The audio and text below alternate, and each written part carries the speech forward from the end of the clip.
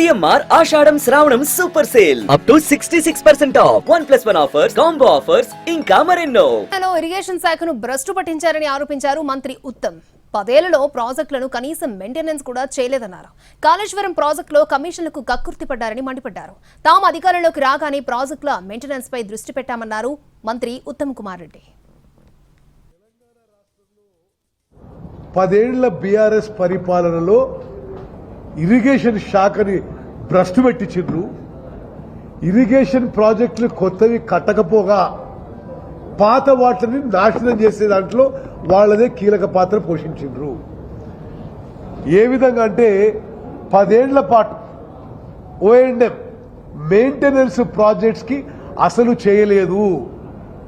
జూరాల గాని ఇంకోటి గాని ఈ రాష్ట్ర వ్యాప్తంగా ఉన్న పాత ప్రాజెక్టులన్నిటికీ 10 ఏళ్ల టీఆర్ఎస్ ప్రభుత్వంలో మినిమం మెయింటెనెన్స్ చేయలేదు.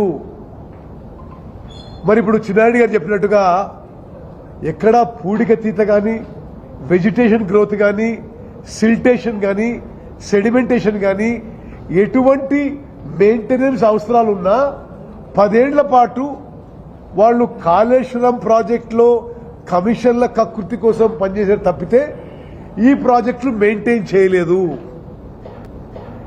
మేము వచ్చిన తర్వాత తిరిగి ఈ 18 నెలల్లో ఈ ప్రాజెక్టులని O&M విషయంలో, మెయింటెనెన్స్ విషయంలో శ్రద్ధ వహిస్తూ ముందుకు పోతున్నాము. మీకు దానికి మొదటి ఉదాహరణ, ఇప్పుడు chief engineer dam safety Pramila గారు ఇక్కడ ఉన్నారు. వాళ్ళు అధికారంలో ఉన్నప్పుడే